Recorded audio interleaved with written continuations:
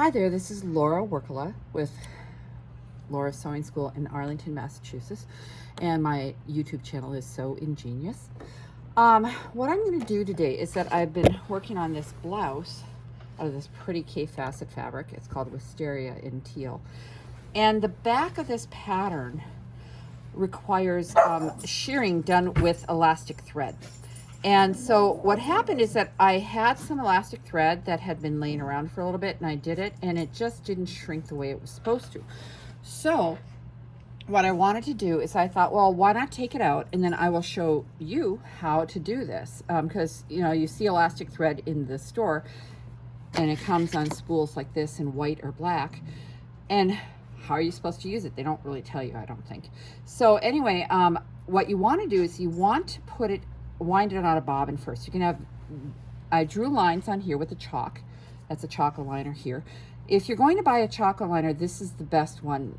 What is it? Clover from Japan makes two different styles, and this is the better one because it's refillable by taking this off, but it's also, this doesn't jam up easily.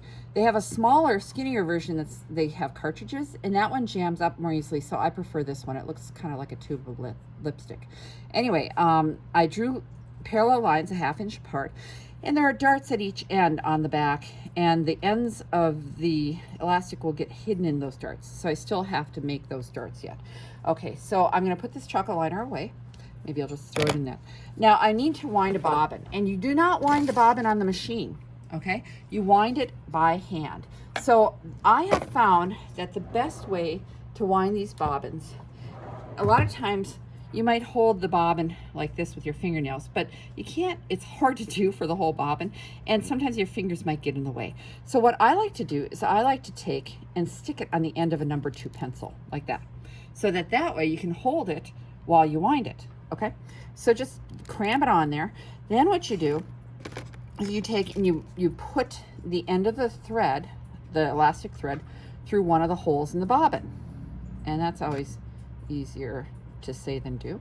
Now I found earlier today when I was doing this that the tail kept coming out of the bobbin, so I thought, well, what the heck, let's just tape it in place so I don't have to worry about that either. I'll put a little courtesy tab, a little fold over tab here, so it's easier to pull off, and I'm just going to go right across there, and I'll cut that later. Okay, so what I'm going to do is I'm just going to, I have this in a little takeout tray so I can pull on it. You don't want the thread coming off the end. If you have it come off the end of the spool, it adds a twist or takes away a twist, and you don't want that. You just want it pulling straight, so I just pull it while it's in the tray. So I'm going to go like this and wind that on by hand. Okay, and then once I do that, I'll pull on the spool to get some thread, and I'll just keep winding back and forth and try and get a good even bobbin. Okay, and then when I'm done, I'm going to take it off here, and I'll cut this thread here, right here. And then some spools like this one's already wound, I found if you want to keep your bobbin thread from unwinding, get these little toddler hair ponytail holders and put it around the bobbin, and they fit perfectly. And you can even get them in a variety of colors, and then you can match that to what you're doing. So I'm just going to put that aside because it's boring to watch me wind a whole bobbin.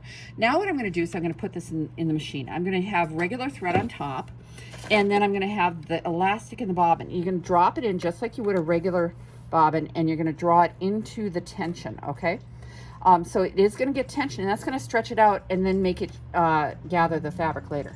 So tap tap for this, and then to the back like you would any other, and then put the cover back on. And then what I find is that when you have to backstitch, because this will come undone if you don't, because this thread is thick, it's not going to go up through the fabric, or it's not going to form a loop with the other thread, like this. You want a balanced tension. It's like this. What's going to happen is that the elastic will be on the bottom, and the top thread will wrap around it. Okay, so it can slide more easily. So you have to make sure you do like a good back stitch at each end. Okay, so I'm going to sew in the same direction on all of these. Oh, this blouse is it's done basically now that I've gotten all the buttonholes. Oh, now I just did a tutorial on how to sew buttons on, and wouldn't you know, I need to have this open in order to do this last bit. So I figured I wasn't happy with the shirring with the old thread. It was not stretchy anymore, and so I got a new thread and took out all the old shirring. Okay, so I'm going to slide this underneath here and get to where, now I opened up the darts. I didn't go all the way down to the points because why do those again, but I opened them up so I can hide the back stitching in half the dart. The dart fold goes to here, and this is where the dart is sewn. So I'm going to try and do my back stitching in here, and then sewing the dart again will make it secure those threads even more. Okay, so what I like to do is I'm going to start here, and I just have it in the center needle position, like about a 2.5, 2.6 stitch length, and I'm going to take this and go forward, back, forward. All right, and of course this is going to match the fabric really nicely, and you might be able to see it's a little ripply here because I had tried shirring it earlier and it didn't work. Okay, so now I'm going to go along here right down that. Now what we're going to do is that the magic happens with the iron after we're all done with this. Okay, so I'm going to go like this and go down into halfway into the dart, and I'm going to go back and then forward again. So it's like 3 layers. Now don't use if you have a cutter button on your machine, don't use it, because your bobbin thread will get cut and it'll retract back into the bobbin area. It's better if you can just take and clip that thread and then clip the bobbin thread, and so that it's not too short. Okay, so now we'll go back to where we were, and I'll cut this thread. Ooh, okay, all right, and then you'll find that as you do this, and I'm going to start about at that fold where the dart folds, back and forward again. So I went forward a few stitches, back to the fold, and forward again. So that means there are 3 layers of stitches over that one area to really secure it. Okay, go right down that line and go into the center of this dart.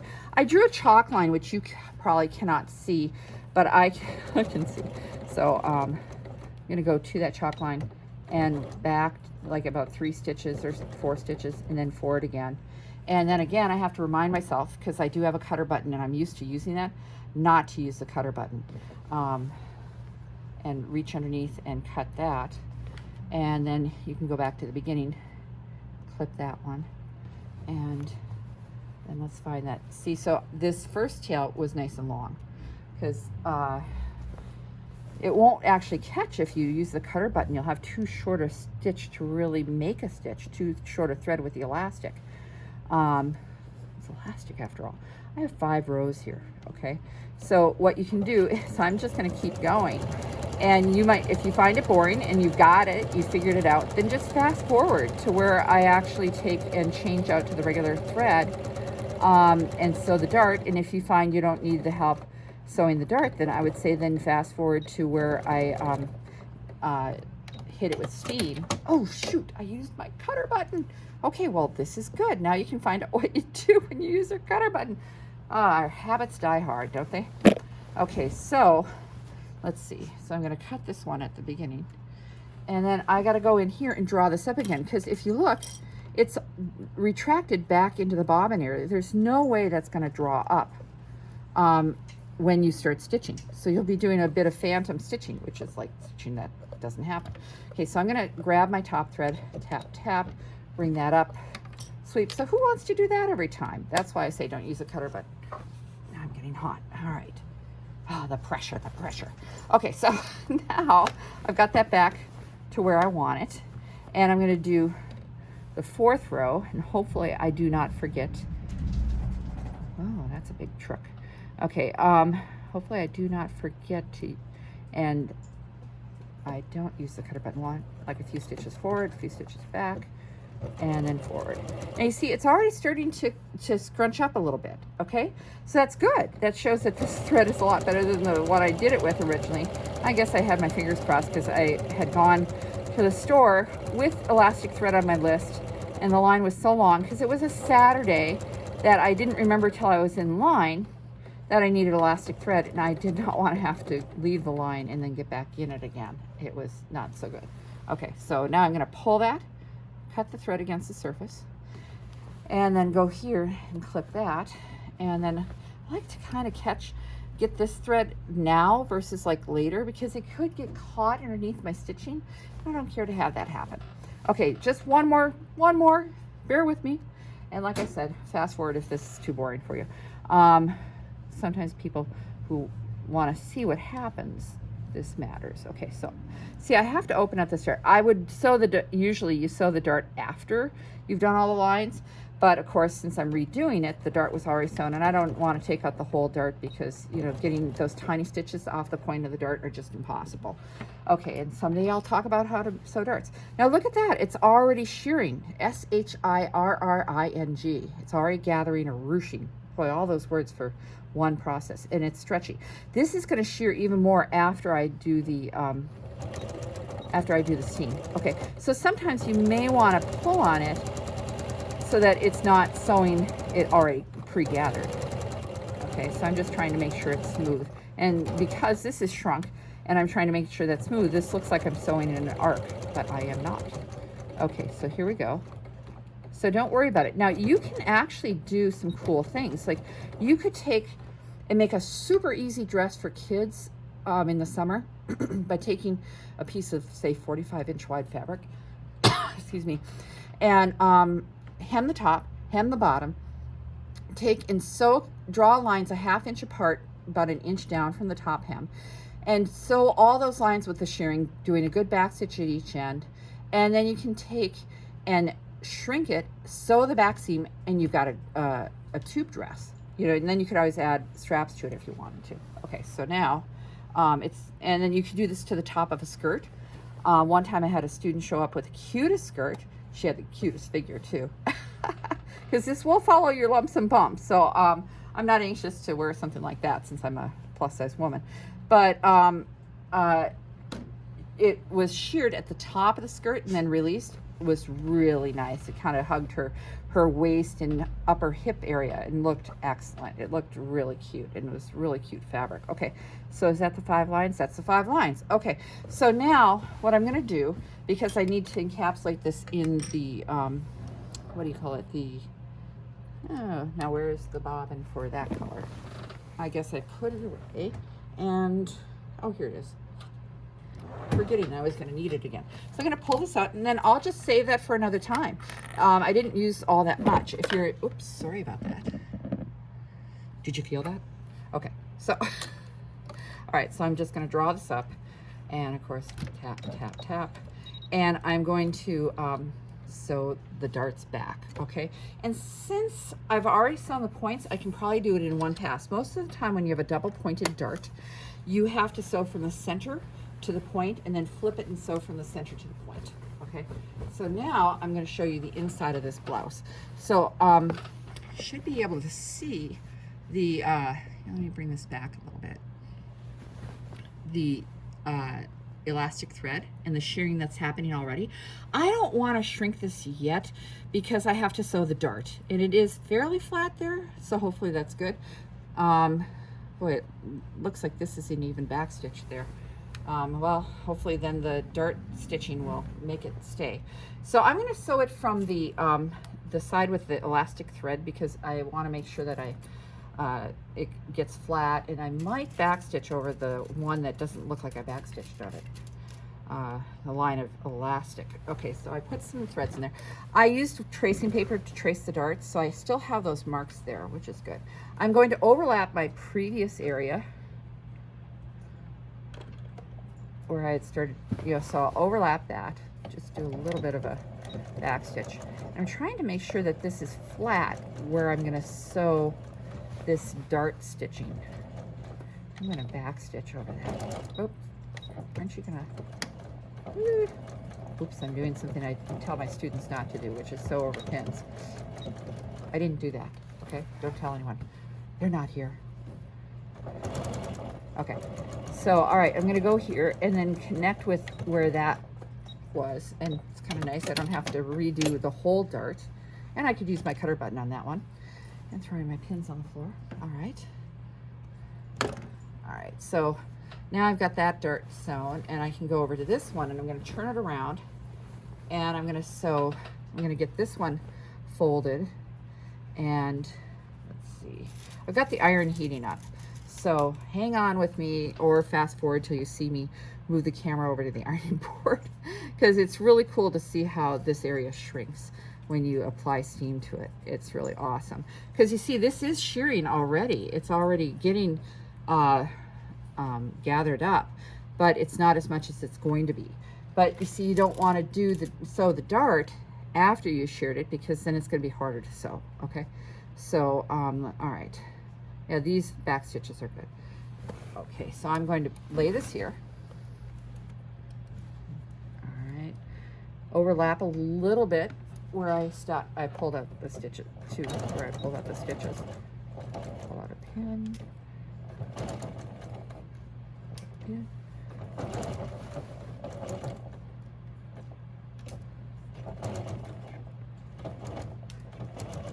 So it's a shaping dart in the back of the shirt. So this is the center back of the shirt, of the blouse. Okay, now where did the stitches? Okay, so I think I can back stitch now. Okay, I had to take out more at the top than at the bottom. Okay, good. There. Okay, now we get to do the fun of watching the effect of the steam. And hopefully my iron on. I tell you, I hate auto off irons.